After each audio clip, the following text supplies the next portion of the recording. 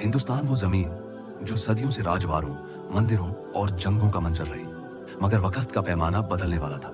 एक नई दास्तां शुरू होने वाली थी। एक दास्तां जो शुरू होती है एक जवान सिपह सालर के साथ, मोहम्मद बिन कासिम के साथ।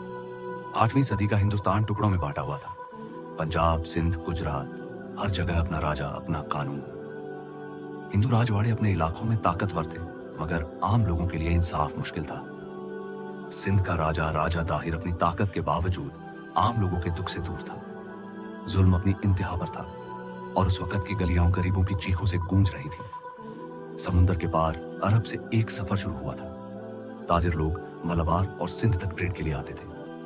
एक दिन कुछ मुसलमान औरतों को सिंध के डाकुओं ने कैद कर लिया। उनकी चीख सुनकर बसरा के गवर्नर हज्जाज बिन यूसुफ का खून खोल उठा। उसने अपने जवान सिपह सालर मोहम्मद बिन कासिम को हुक्म दिया कि वो सिंध को आजाद करे, जुल्म का खत्म करे।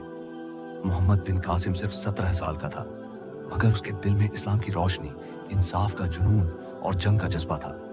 अपने साथ सिर्फ 6000 सिपाही लेकर उसने सफर शुरू किया बसरा से सिंध की तरफ। जहाजों से दरिया के पार, जंगल के रास्ते सफर मुश्किल था, मगर सिपह सालर का जज्बा और अल्लाह पर यकीन उन्हें आगे बढ़ाता रहा। देबल का किला सिंध का एक शक्तिशाली शहजादा था, जहां राजा दाहिर की फौज इंतजार में थी।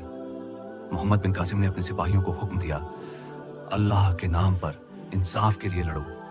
तलवारों की छन छन, पत्थरों की बरसात, हाथियों का दौड़ना, देबल का मैदान एक खूनी मंजर बन गया और फिर एक दिन में किला गिर गया।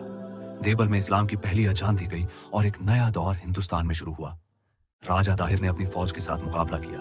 उसके पास हाथी, ताकत और जज्बा था, मगर मोहम्मद बिन कासिम के सिपाहियों के दिलों में एक अलग ही रूह थी, इंसाफ की रूह। लंबी जंग के बाद दाहिर घोड़े से गिर गया और उसकी मौत के साथ सिंध का राज इस्लाम के हाथ में आ गया।